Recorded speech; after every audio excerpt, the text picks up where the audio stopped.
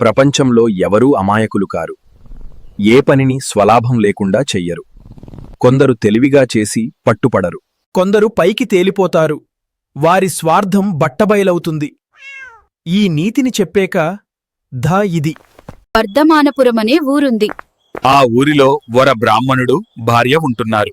వారు అంతగా సంపద ఉన్నవారు కాదు. బ్రాహ్మణుడు పౌరోహిత్యం చేసి నియ్యం, పప్పు, ఉప్పులు, నువ్వులు వంటివి తెచ్చేవాడు. దాంతో వారి సంసారం నడిచేది. ఒకసారి ఆ బ్రాహ్మణుడి ఇంట తండ్రిగారి తద్దినం వచ్చింది. ఇంటిలో నువ్వులు తప్ప ఏమీ సంకారాలు లేవు. పప్పుతోనే పితృకార్యం చేద్దామని బ్రాహ్మడు భార్యకు పురమాయించాడు. ఆమె నువ్వులు నానవేసి దంచి పొట్టు తీసి కడిగి పప్పు ఆరవేసింది. అరెరే, కోళ్లు పప్పు తింటున్నాయి.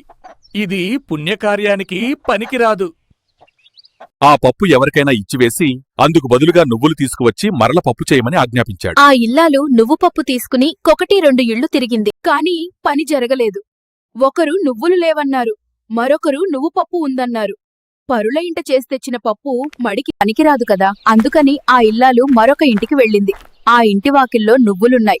పైగా ఆ ఇంటావిడ అమాయకురాలని ప్రతీతి. అక్కడ తన పని సులభంగా నెరవేరుతుందని ఆమె అనుకుని లోపలికి వెళ్లి వచ్చిన పని చెప్పింది. ఆ ఇంటావిడ నువ్వు పప్పు సులభంగా వస్తున్నది కదాని సంతోషించి ఆ పప్పు తీసుకుని నువ్వులు ఇచ్చి పంపింది. పిచ్చిదానా!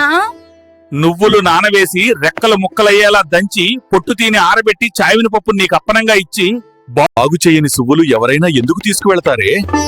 ఆ నువ్వు పప్పులో ఏదో దోషముంటుంది.